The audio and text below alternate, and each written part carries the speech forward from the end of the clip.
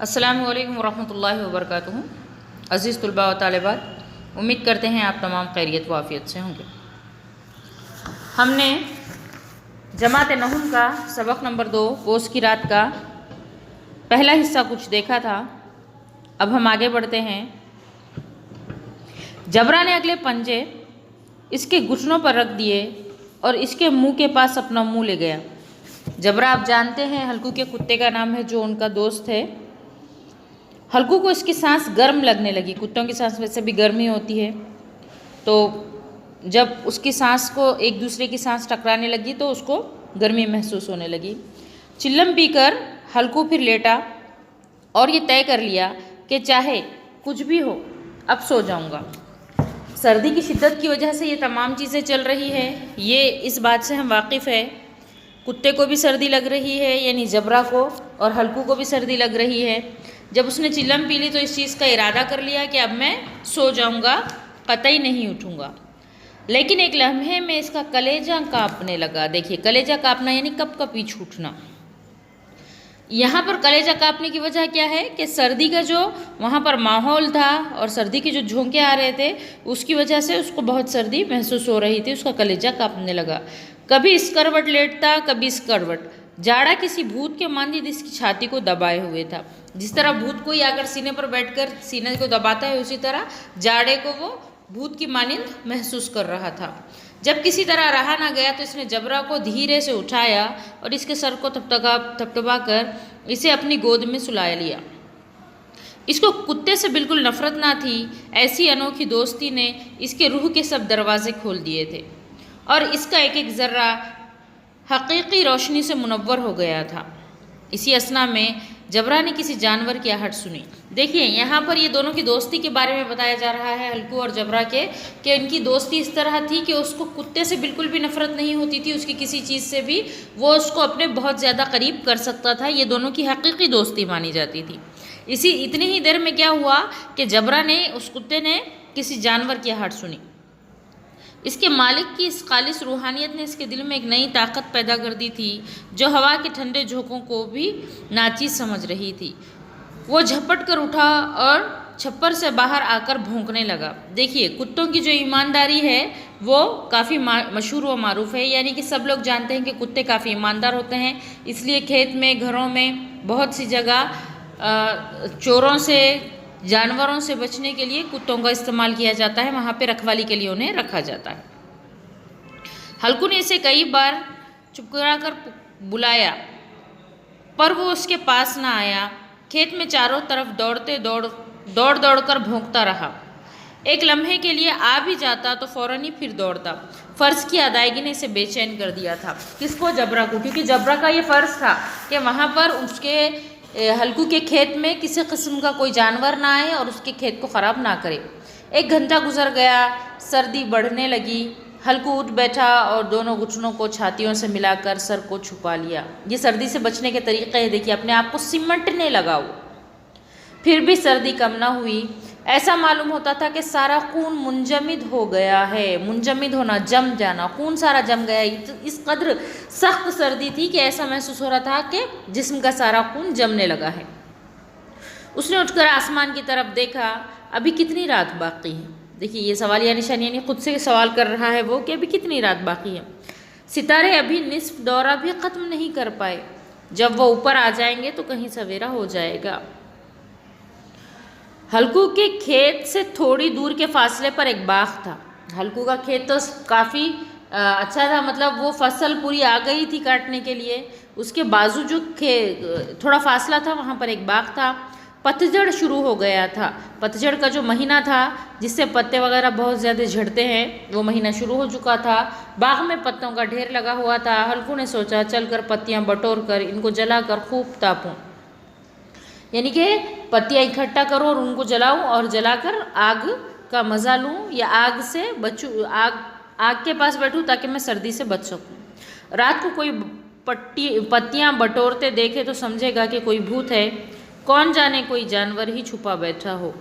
मगर अब तो बेचैन नहीं रहा जाता, बैठे नहीं रहा जाता। यानी सर्दी इतनी सख्त है कि कोई ना कोई कदम उनको उठाना ही पड़ेगा, चाहे कोई जानवर वहाँ बैठा हो, चाहे मेरे लिए वो सेफ रहो या ना रहो।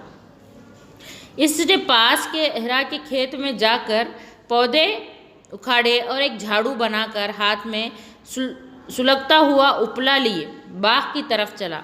जबरा ने इसे जाते देखा तो पास आया और दुम हिलाने लगा। हल्कू ने कहा, अब तो नहीं रहा जाता। जबरा, चलो बाग में पत्तियां बटोर कर तापें, टांटे हो जाएंगे तो फिर आकर सो जाएंगे, अभी तो रात बहुत है। यहाँ पर ये जबरा से मुखातब होकर कह रहा है, एक बाजू जो एक खेत था, वो खेत में से उसने कुछ पौधे उखाड़ कर उसकी झाड़ू बनाई ताकि वो झाड़ कर यानी जो इर्द गिर्द पत्तियां हैं उसको इकट्ठा कर सके। जब थोड़ी बहुत ताकत आ जाएंगे, यानी टांडे हो जाना यानी ताकत आना, जब थोड़ी बहुत ताकत आ जाएगी तो जाकर सो जाएंगे। गर्मी की वजह से वो ताकत हासिल करना चाह रहे थे, सर्दी को दूर करना चाह रहे थे। जबरा ने कूकू करते हुए अपने मालिक की राय से इत्तेफाक किया। जब वो जबरा से बात करता है तो जबरा भी उसके सवाल का जवाब उसके अंदाज में, उसके तरीक़े से देता है। आगे आगे बाग की जानिब चला। बाग में घटाटोप अंधेरा छाया हुआ था। दरख्तों से शबनम की बूंदें टिप टिप टपक रही थीं। यकायक एक झोंका मेहंदी के फूलों की खुशबू लिए आया। मेहंदी के दरख्त होते हैं, वहाँ पर मेहंदी के दरख्त से गुजरता हुआ एक झोंका आया जो अपने साथ खुशबू ले आया। हल्कू ने कहा, कैसी अच्छी महक आई जबरा, तुम्हारी नाक में भी कुछ खुशबू आ रही है। वो उससे पूछ रहा है कि मुझको तो बहुत अच्छी खुशबू आ रही है मेहंदी की, क्या तुम्हारी नाक में भी कुछ खुशबू आ रही है, तुम तक भी ये खुशबू पहुंची? जबरा को कहीं ज़मीन पर एक हड्डी पड़ी मिल गई थी, वो इसे झंझोड़ रहा था, हड्डी से खेल रहा था, उसको खाने की कोशिश कर रहा था। हल्कू ने आग ज़मीन पर रख दी और पत्तियां बटोरने लगा।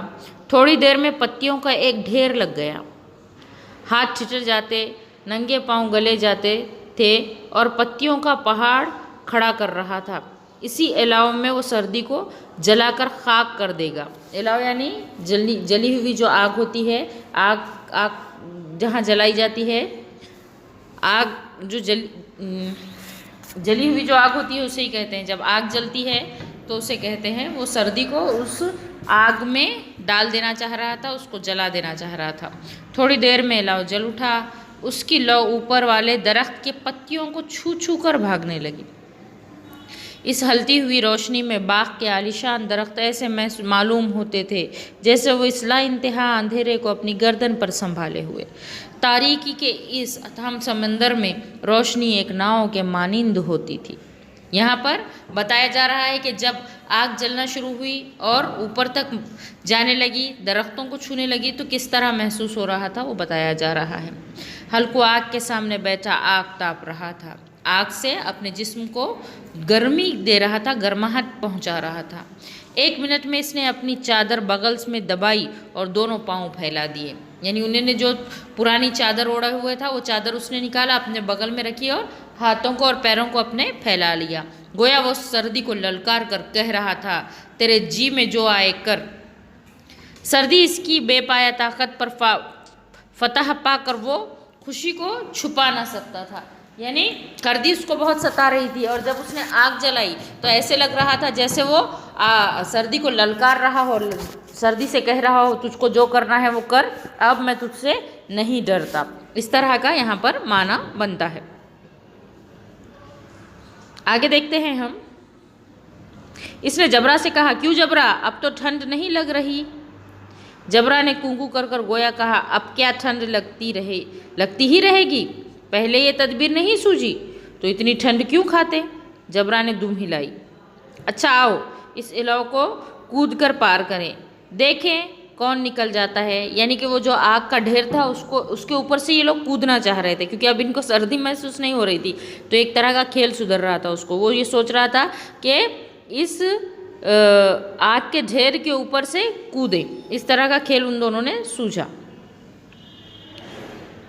देखे कौन निकल जाता है, अगर जल गए बच्चा तो मैं दवा ना करूँगा। जबरा ने खौफजदा निगाहों से इलाव की तरफ देखा, यानी जलती हुई आग की तरफ देखा। मुन्नी से कल ना कह देना वरना लड़ाई करेगी। ये कहते हुए वो उछला और इसके अलाव के ऊपर से साफ निकल गया। पैरों में ज़रा सी लपटें लगी पर वो कोई बात ना थी। जबरा अलाव के इर्द गिर्द घूम कर इसके पास खड़ा हुआ। हल्कू ने कहा, चलो चलो, इसके नहीं, ऊपर से कूद कर आओ। वो फिर कूदा और अलाव को इसने पार कर दिया। पत्तियां जल चुकी थी। बागीचे में फिर अंधेरा छा गया था। सिर्फ थोड़ी देर की ही खुशी थी जबरा की और हल्कू की कि थोड़ी देर में पत्तियां सारी की सारी, क्योंकि पत्तियां काफ़ी खुश्क होती हैं और बहुत जल्दी जल जाती है, काफ़ी देर तक नहीं जलती, बहुत जल्दी आग पकड़ती है और जल्दी बुझ जाती है। बागीचे में फिर अंधेरा छा गया था। राख के नीचे अभी कुछ कुछ हवा आग बाकी थी, जो हवा का झोंका आने पर ज़रा जाग उठती थी, पर एक लम्हे में फिर आंखें बंद कर लेती थी। जैसी जैसी हवा आती थी तो वो जो दबी हुई आग है, थोड़ी बहुत वो हवा लगने से जागती थी, फिर थम जाती थी। हल्कू ने फिर चादर ओढ़ ली और गर्म राख के पास बैठा हुआ एक गीत गुनगुनाने लगा।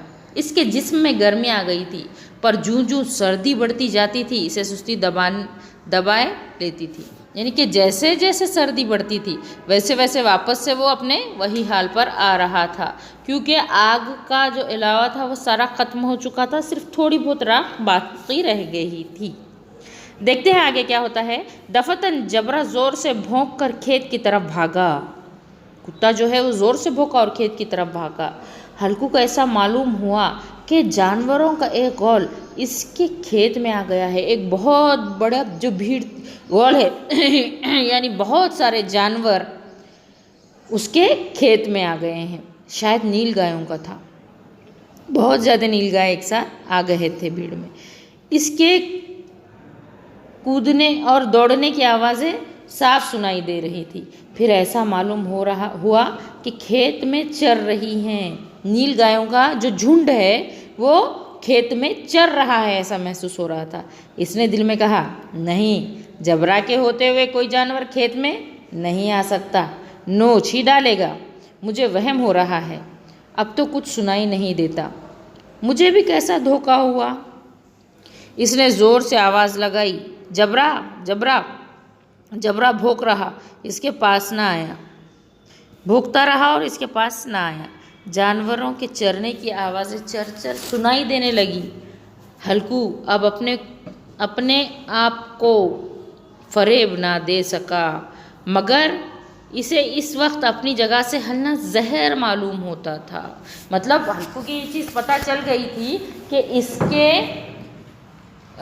खेत में नील गायों का एक बहुत बड़ा झुंड आया हुआ है और वो इसके खेत को बर्बाद कर रहा है, इसके खेत के अंदर की फसल को खा रहा है, मगर वो वहाँ से हलना उसको जहर मालूम होता था। इतनी ज़्यादा शदीद सर्दी थी कि वो हम वहाँ से हट ही नहीं सकता था।